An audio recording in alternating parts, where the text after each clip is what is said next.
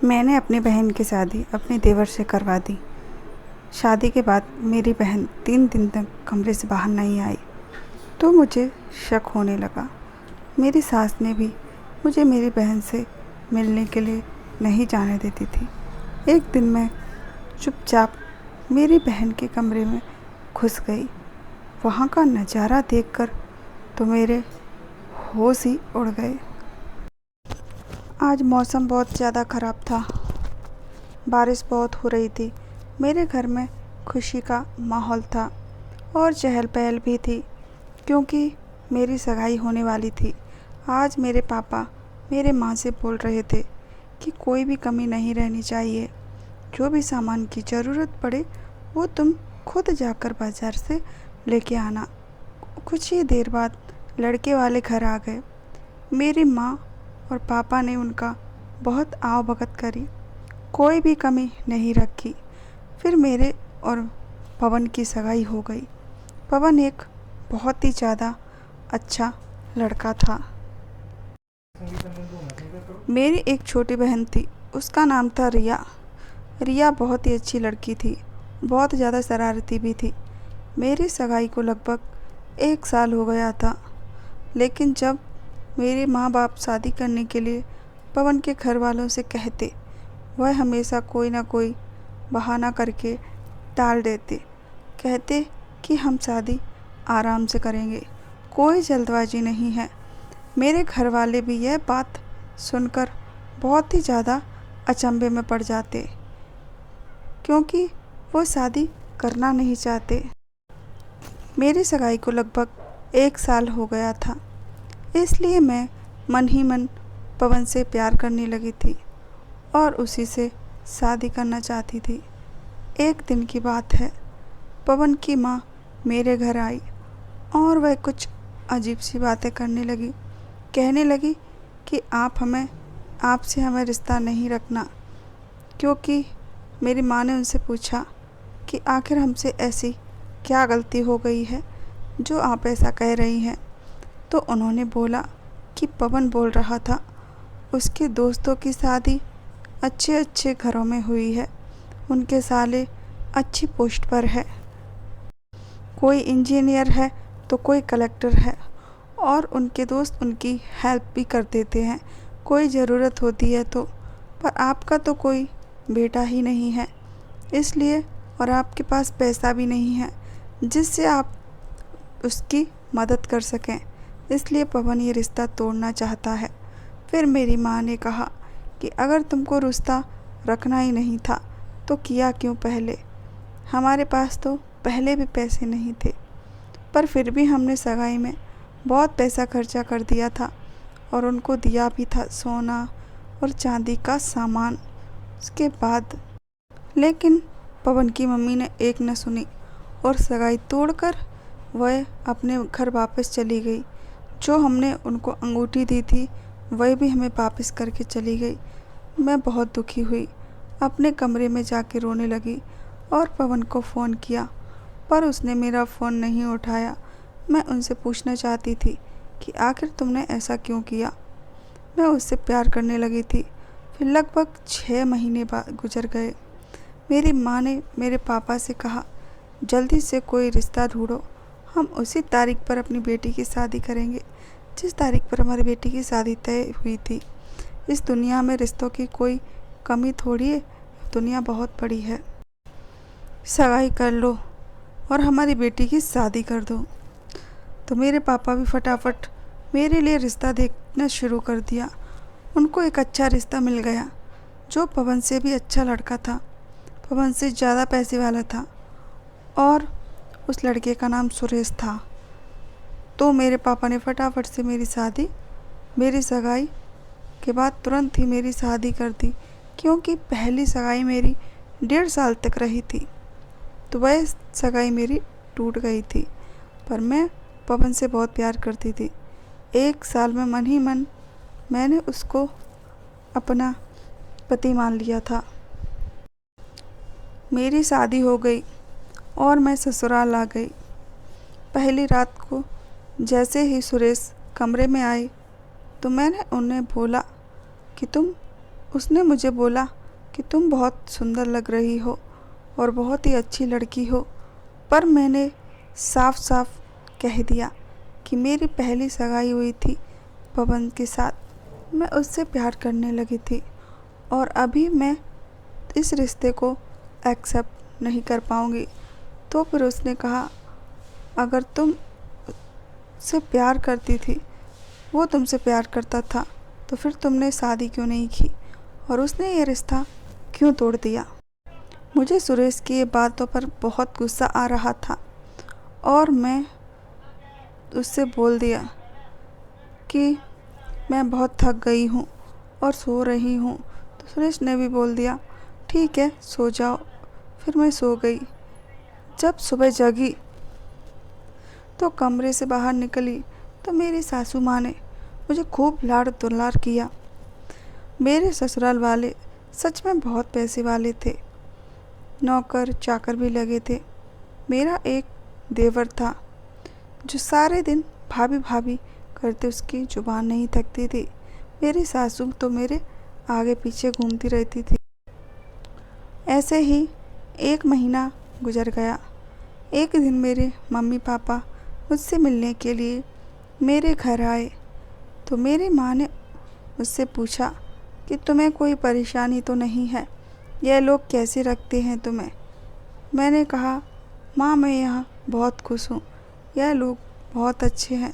तो माँ ने कहा, अच्छा रहा तुम्हारा रिश्ता पवन के साथ नहीं हुआ तो मैं एक अच्छा पति और एक अच्छा ससुराल मिला और तुम इसी के लायक हो। मैंने कहा, हाँ माँ आप सच कह रही हो। सुरेश बहुत ही अच्छा लड़का है, मेरा बहुत ख्याल रखता है और मेरे सास ससुर देवर भी बहुत अच्छे हैं, बहुत अच्छे हैं। एक सब कुछ ठीक चल रहा था अभी तक।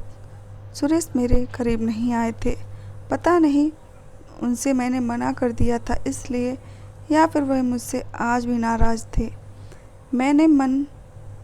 मुझे कुछ समझ नहीं आ रहा था। तो एक दिन मैंने सुरेश से पूछा, क्या तुम उस बात को लेकर अभी भी नाराज़ हो। सुरेश ने कहा, नहीं ऐसा कुछ ही नहीं है, तुमने कभी आगे बढ़कर कुछ नहीं कहा, इसलिए मैंने भी कुछ नहीं कहा। उसके बाद मैं और सुरेश एक हो गए। मैं बहुत खुश रहने लगी। एक दिन मेरी सासू माँ ने मुझसे कहा कि तुम बहुत ही अच्छी हो और मुझे दूसरी बहू भी तुम्हारे रिश्तेदार में से कोई लड़की हो तो ज़रूर बताना, विनय की शादी तुम्हारे जैसी लड़की से ही करेंगे। मेरे देवर का नाम विनय था। मैंने कहा, ठीक है माँ जी, अगर कोई रिश्ता होगा तो मैं माँ से पूछकर आपको बता दूँगी। फिर मैंने माँ से बात की कि मेरी सासू माँ कह रही थी अगर कोई रिश्ता हो तो विनय के लिए ज़रूर बताना। तो मेरी माँ ने मुझे डांटा और कहने लगी कि तुम्हारी बहन है ना, उसका नाम क्यों नहीं दिया तुमने। मैंने कहा, हाँ सच कह रही हो माँ, मैं रिया को तो भूल ही गई। सबसे अच्छा परिवार रिया को मिलेगा या नहीं, इससे अच्छा परिवार, विनय से अच्छा लड़का तो कहीं हो ही नहीं सकता। मैंने कहा, इस बारे में मैं सासू माँ से ज़रूर बात करूँगी। तो दूसरे दिन जब मैं किचन में काम कर रही थी तो सासू माँ ने पूछा, तुमने अपनी माँ से रिश्ते की कोई बात की या नहीं। मैंने कहा, हाँ माँ जी, मेरी माँ कह रही थी कि मेरी बहन का रिश्ता के बारे में। तो मेरी सासू माँ भी खुश होकर बोलने लगी कि तुमने तो मेरी मुँह की बात छीन ली। विनय और रिया की सगाई करवा दी हम लोगों ने और हफ्ते भर में शादी कर दी, क्योंकि मेरी सासू माँ उन्होंने कहा कि मैं चाहती हूँ कि जल्दी से दोनों बहू मेरे घर आ जाएं।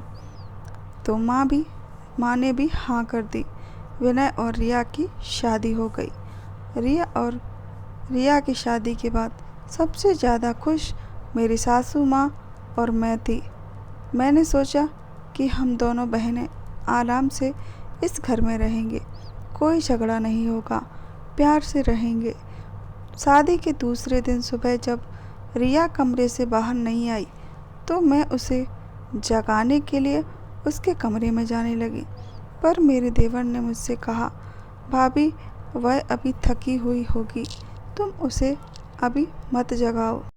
विनय की ऐसी बात सुनकर मुझे बहुत ज़्यादा दुख हो रहा था। कैसी बातें कर रहे हो? मैं भी रिया का इंतज़ार कर रही थी। घर के सारे काम कर रही थी और मुझे गुस्सा भी आ रहा था कि अभी तक दोपहर के 12 बज चुके थे, पर अभी तक रिया बाहर नहीं निकली।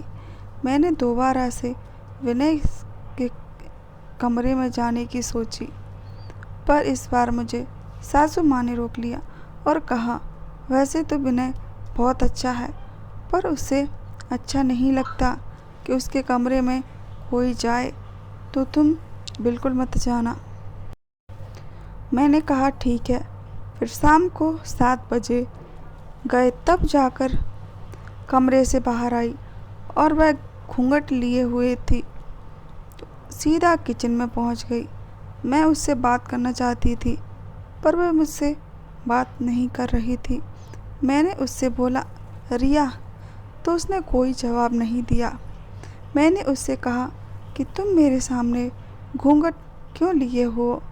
उसका कोई जवाब नहीं आया और भागकर वह अपने कमरे में चली गई। मैं उसके पीछे उसके कमरे में गई, पर उसने फटाफट से दरवाज़ा बंद कर दिया। मैंने उससे बहुत बोला कि दरवाज़ा खोलो, पर रिया ने दरवाज़ा नहीं खोला। मेरी एक नहीं सुनी। फिर उसके बाद सासू माँ भी आ गई। मैंने सारी बातें सासू माँ को बोला। सासू माँ ने रिया को पता नहीं क्या हो गया है, मुझसे बात ही नहीं कर रही है। सासू माँ ने कहा, मैं बात करके देखती हूँ। सासू माँ ने जब आवाज़ लगाई तो रिया ने एकदम फटाफट से गेट खोल दिया और सासू माँ अंदर चली गई। कुछ देर बाद बाहर निकल आई। उन्होंने कहा कि रिया तुमसे बात नहीं करना चाहती, वह अकेले रहना चाहती है, और उन्होंने दरवाज़ा बंद करके मुझसे कहा, वहाँ से जाने के लिए कह दिया। फिर मैं अपने कमरे में बैठी बैठी सोच रही थी कि अचानक रिया को क्या हो गया है, वह अचानक इतना कैसे बदल गई। उसके बाद मेरे कमरे में मेरे पति आए। उन्होंने मुझसे पूछा कि आखिर तुम इतना उदास क्यों हो? तो मैं सूरज से बोला, क्या तुम्हें पता नहीं है कि मैं क्यों उदास हूँ? मेरी बहन की मैंने शक्ल भी नहीं देखी है, आज 5 दिन हो गए। तो सुरेश ने मुझसे बोला कि अगर तुम सच्चाई जानना चाहती हो तो आज माँ और विनय के खाने में यह पुड़िया मिला देना। वैसे तो मुझे यह सब सही नहीं लग रहा था, पर मुझे सच्चाई जाननी थी कि मेरी बहन ऐसा क्यों कर रही है। मैंने सुरेश की बात मान ली। रात के खाने में माँ और विनय के खाने में मैंने वह दवाई मिला दी। वह दवाई नींद की दवाई थी। खाना खाने के बाद मेरी सासू माँ और विनय वहीं पर लुढ़क गए। उसके बाद मैं और सुरेश मेरी बहन के कमरे के पास गए और बोला कि रिया गेट खोलो, तुम्हारे जीजाजी हैं।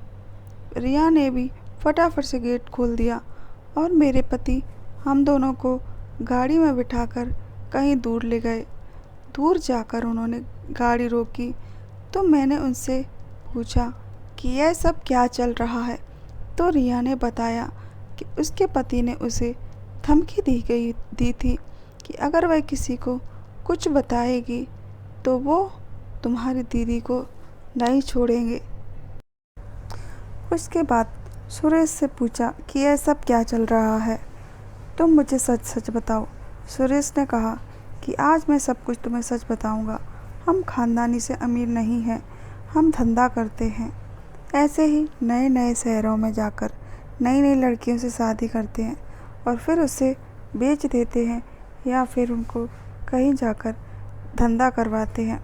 इसलिए मेरी माँ ने तुम दोनों बहनों पर नज़र रखी थी। पहले तुमसे शादी करेंगे, बाद में तुम्हारी बहन से, और उसके बाद तुम्हें कहीं ले जाकर बेच देंगे। पर मैं तुमसे सच्चा प्यार करने लगा था, इसलिए मैंने तुम्हें सारी सच्चाई बता दी। अगर तुम मुझे माफ़ कर सको तो मैं यह काम छोड़कर तुम्हारे पास आ जाऊंगा और कोई अच्छा सा काम धंधा करूंगा। तो मैंने भी सुरेश को माफ़ कर दिया। उसके बाद पुलिस वालों को फ़ोन किया। मेरी सासू माँ और देवर को पुलिस के हवाले कर दिया। मेरी बहन को एक अच्छा लड़का मिल ही जाएगा और मेरे पति ने छोटा सा काम शुरू कर लिया। हम बहुत खुश हैं अब। आप लोगों को आज की कहानी कैसी लगी? अगर अच्छी लगी हो तो चैनल को सब्सक्राइब ज़रूर कर लेना, जिससे मैं नेक्स्ट वीडियो डालूँगी तो आपको नोटिफिकेशन पहुंच जाएगा। चलिए मिलती हूँ नेक्स्ट वीडियो में।